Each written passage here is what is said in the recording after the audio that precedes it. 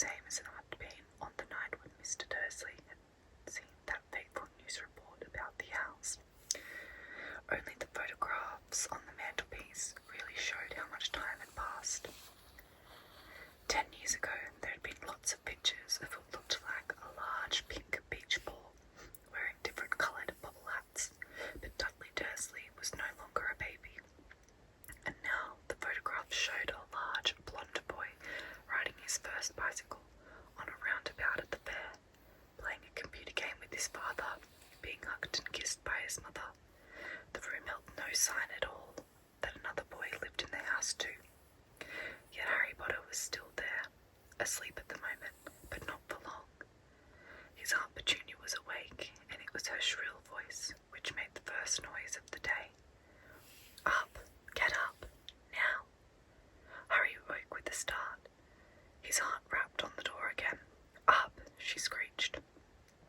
Harry heard her walking towards the kitchen, and then the sound of the frying pan being put on the cooker.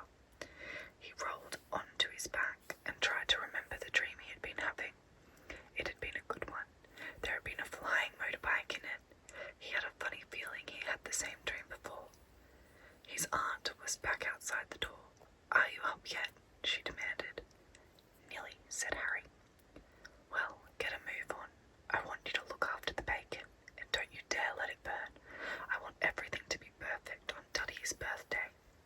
Harry groaned. What did you say? His aunt snapped through the door. Nothing, nothing.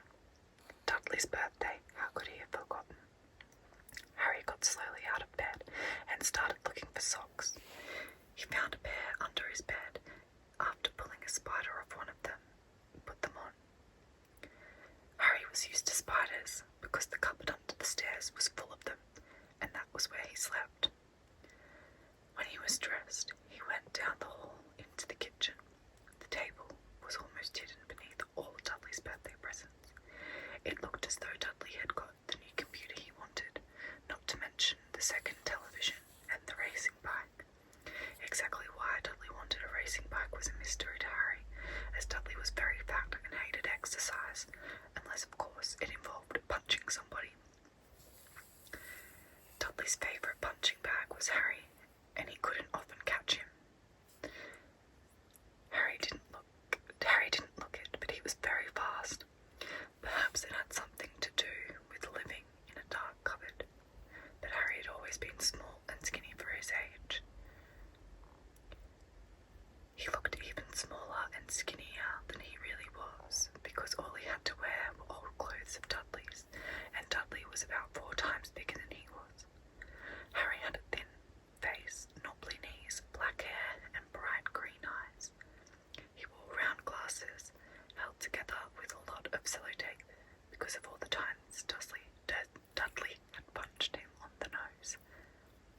The only thing Harry liked about his own appearance was a very thin scar on his forehead, which was shaped like a lightning bolt.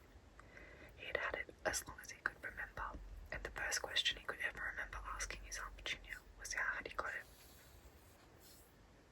In the car crash when your parents died, she had said, and don't ask questions. Don't ask questions. That was the first rule for a quiet life with the Dursleys. Uncle Vernon entered the kitchen as Harry was turning over the bacon. Comb your hair, he barked, by way of morning greeting. About once a week, Uncle Vernon looked over the top of his newspaper and shouted that Harry needed a haircut. Harry must have had more haircuts than the rest of the boys in his class put together, but it made no difference. His hair simply grew that way, all over the place.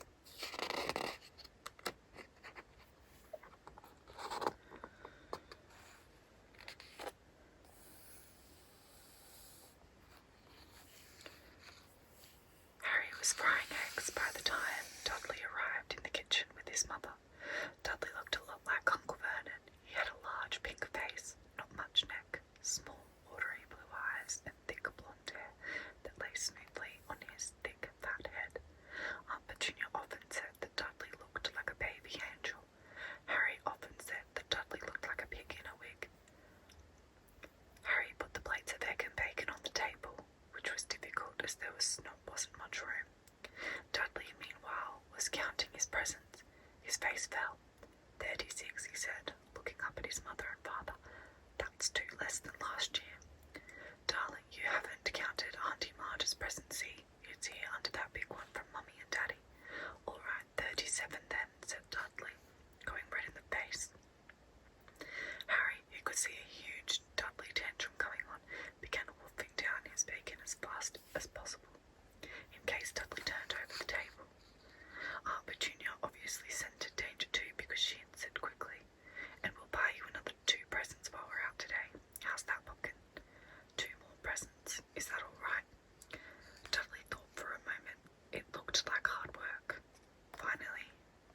said slowly.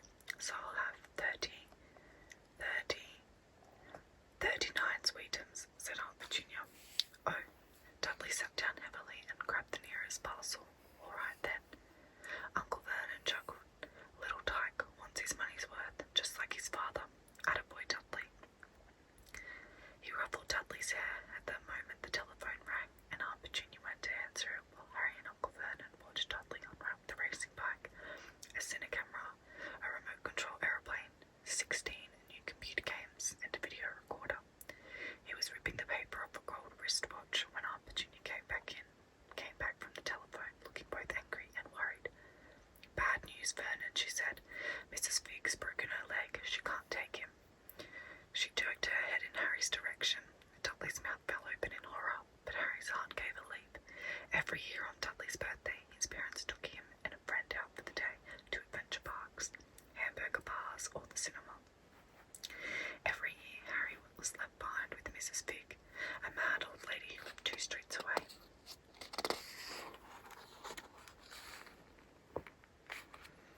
Harry hated it there. The whole house smelled of cabbage, and Mrs. Fig made him look at photographs of all the cats she'd ever owned. Now what? Said Aunt Petunia, looking furiously at Harry as though he'd planned this. Harry knew he ought to feel sorry that Mrs. Fig had broken her leg, but it wasn't easy when he'd reminded himself it would be a whole year before he had to look at Tibbles. Snowy, Mr. Paws, and Tuppy again. We could phone Marge, Uncle Vernon suggested. Don't be silly, Vernon. She hates the boy. The Dursleys often spoke about Harry like this, as though he wasn't there, or rather, as though he was something to be very nasty that couldn't understand them. Like a slug. What's her name? Your friend, Yvonne, on holidays in Mallorca, snapped Aunt Petunia.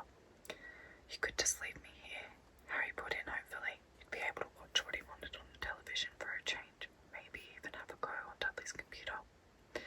Aunt Petunia looked as though she'd just swallowed a lemon. And come back and find the house in ruins, she snarled. I won't blow up the house, said Harry, but they weren't listening. I suppose we could take him to the zoo, said Aunt Petunia slowly, and leave him in the car. That car's new, he's not sitting in it alone. Dudley began to cry loudly. In fact, he wasn't really crying. It had been years since he'd really cried, but he knew that if he screwed up his face and wailed, his mother would give him anything he wanted. Dinky Duddy Dums, don't cry, Mummy won't let him spoil your special day. She cried, flinging her arms around him. I don't want him to come. Dudley yelled between huge pretend sobs. He always spoils everything. He shot Harry a nasty grin through the gap in his mother's arms. Just then the doorbell rang. Oh, good Lord, they're here, said Aunt Petunia frantically. And a moment later, Dudley's best friend, Piers Bulkers, walked in with his mother. Piers was a scrawny boy with a face like a rat. He was usually the one who held people's arms behind their backs while Dudley hit them. Dudley stopped pretending to cry at once. Half an hour later, Harry, who couldn't believe his luck, was sitting at the back of the Dursleys' car with Piers and Dudley on the way to the zoo for the first time in his life. His aunt and uncle hadn't been able to think of anything else to do with him, but before they'd left, Uncle Vernon had taken Harry aside. I'm warning you, he said, putting his large purple face right up close to Harry's. I'm warning you now, boy. Any funny business, anything at all, you'll be in that cupboard from now until Christmas. I'm not going to do anything, said Harry, honestly. But Uncle Vernon didn't believe him. No one ever did. The problem was strange things often happened around Harry, and it was just no good telling the Dursleys he didn't make them happen. Once, Aunt Petunia, tired of Harry coming back from the barber's looking as though he hadn't been at all, had taken a pair of kitchen scissors and cut his hair so short he was almost bald, except for his fringe, which she left to hide that horrible scar. Dudley had laughed himself silly at Harry, who spent a sleepless night imagining school the next day, where he was already laughed at for his baggy clothes and sellotaped glasses. Next morning, however, he had got up to find his hair exactly as it had been before Aunt Petunia had sheared it off. He had been given a week in his cupboard for this, even though he had tried to explain that he couldn't explain.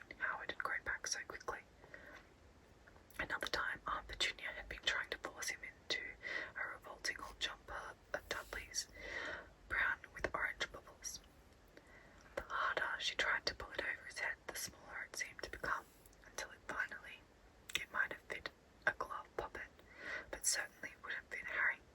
Aunt Virginia decided it must have shrunk in the wash, and to his great relief, Harry wasn't punished. On the other hand, he got into trouble for being found on the roof of the school kitchens. Dudley's gang had been chasing him as usual, when as much to Harry's surprise as anyone else's, there he was sitting on the chimney. The Dursleys had received a very angry letter from Harry's headmistress, telling them Harry had been climbing the school buildings, but all he tried to do, as he shouted at Uncle Vernon through the locked door of his cupboard, was jump behind the big bins outside the kitchen doors.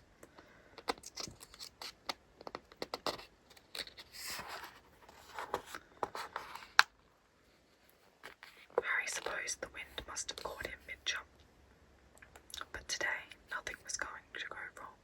It was even worth being with Dudley and Pierce to be spending the day somewhere that wasn't school, his cupboard, or Mrs. Fig's cabbage-smelled living room.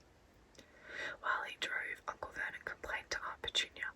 He liked to complain about things, people at work. Harry, the council, Harry, the bank, and Harry were just a few of his favourite subjects. This morning it was motorbikes. Roaring along like maniacs, the young hoodlums, he said, as a motorbike overtook them. I had a dream about a motorbike, said Harry, remembering suddenly it was flying. Uncle Vernon nearly crashed into the car in front. He turned around in his seat and yelled at Harry, his face like a gigantic beetroot with a moustache. Motorbikes don't fly. Dudley and Pierce sniggered. I know they don't, said Harry. It was only a dream, but he wished he hadn't said anything. If there was one thing the Dursleys hated even more than his asking questions, it was his talking about anything, acting in a way it shouldn't, no matter if it was in a dream or even a cartoon. They seemed to think he might get dangerous ideas. It was very sunny Saturday, and the zoo was crowded with families. The Dursleys bought Dudley and Pierce large chocolate ice creams at the entrance, and then, because the smiling lady in the van asked Harry what he wanted before they could hurry away, they bought him a cheap lemon ice lolly. It wasn't bad either, Harry thought, licking it as they watched a gorilla scratching its head and looking remarkably like Dudley, except it wasn't blonde. Harry had the best morning he'd had in a long time. He was careful to walk a little way apart from the Dursleys, so that Dudley and Pierce, who were starting to get bored with the animals by lunchtime, wouldn't fall back on their favourite hobby of hitting him. They ate in the zoo restaurant, and when Dudley had a tantrum because his knickerbocker glory wasn't big enough, Uncle Vernon bought him another one, and Harry was allowed to finish the first. Harry felt afterwards that he should have known it was all too good to last. After lunch, they went to the reptile house. It was cool and dark in there, with lit windows all along the walls. Behind the glass were all sorts of lizards and snakes were crawling and slithering over bits of wood and stone. Dudley and Pierce wanted to see huge poisonous cobras and thick man-crushing pythons. Dudley quickly found the largest snake in the place. It could have wrapped its body twice around Uncle Vernon's car and crushed it into a dustbin, but at the moment it didn't look in the mood. In fact, it was fast asleep. Dudley stood with his nose pressed against the glass, staring at the glistening brown coils. Make it move, he whined as his father, Uncle Vernon, tapped on the glass. But the snake didn't budge. Do it again, Dudley ordered. Uncle Vernon rapped the glass smartly with his knuckles, but the snake just snoozed on. This is boring, Dudley moaned. He shuffled away. Harry moved in front of the tank and looked intently at the snake. He wouldn't have been surprised if it had died of boredom itself. No company except stupid people drumming their fingers on the glass, trying to disturb it all day long. It was worse than having a cupboard as a bedroom, where the only visitor was Aunt Petunia hammering on the door to wake you up. At least he got to visit the rest of the house. The snake suddenly opened its beady eyes. Slowly, very slowly, it raised its head until his eyes were on a level with Harry's. It winked. Harry stared, then